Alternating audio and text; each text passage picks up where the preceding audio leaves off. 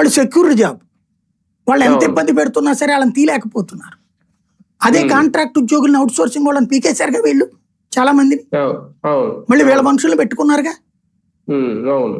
Private కంపెనీల దగ్గరికి వెళ్ళి నీ స్టాఫ్ని మీకే నేను చెప్పినోని పెట్టు అని అడుగుతున్నారు రోజులకి. అట్లాంటి పరిస్థితుల్లో భవిష్యత్తులో కూడా కాంట్రాక్ట్ అవుట్ సోర్సింగ్ అయితే అంటే మీకు ఎలా ఉంటుందంటే ఇవాళ పరిస్థితులు మన రాష్ట్రం పరిస్థితులు మిగతా దేశాల్లో మిగతాది కాదు, మిగతా చోట్ల అవుట్ సోర్సింగ్లు కాంట్రాక్టు ఇవి ఉంటాయి.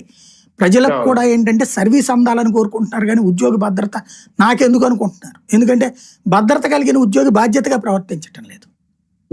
భద్రత కలిగిన ఇప్పుడు గవర్నమెంట్ హాస్పిటల్లో డాక్టరు, కాంపౌండరు, లేకపోతే రెవెన్యూ డిపార్ట్మెంట్లో ఎంప్లాయీ వీళ్ళు ఏమన్నా బాధ్యతగా ప్రవర్తిస్తుంటే సమాజం పట్ల వాళ్ళ పట్ల పాజిటివ్గా ఆలోచిస్తారు ప్రజలు. వాళ్ళు ఎట్లాగో బాధ్యతగా ప్రవర్తించినప్పుడు మనకెందుకు భారం అనుకుంటారు జనం. నాకు ఇంకా ఇలాగా ఇన్సెక్యూర్గా ఉన్నప్పుడు సచ్చినట్టు బాధ్యతగా పనిచేస్తారు అనేది వీళ్ళ లెక్క కూడా ఉంది, పబ్లిక్ లెక్క కూడా. ఆ విధంగా వాళ్ళు చేసుకున్న తప్పది. ప్రభుత్వాలకు కూడా ఏంటి ఈ ఖర్చు తగ్గాలి. ఇప్పుడు మొన్ననే ఈనాడు జ్యోతి రాసిన ఏంటి వస్తున్న జీతాలలో 90% ఈ బిల్లులు దాన్ని ఏమంటారు వడ్డీల చెల్లింపు, రెండవది జీతాల చెల్లింపుకి వెళ్ళిపోతున్నాయి. అదే ఇవి తగ్గిపోయి అవుట్ సోర్సింగ్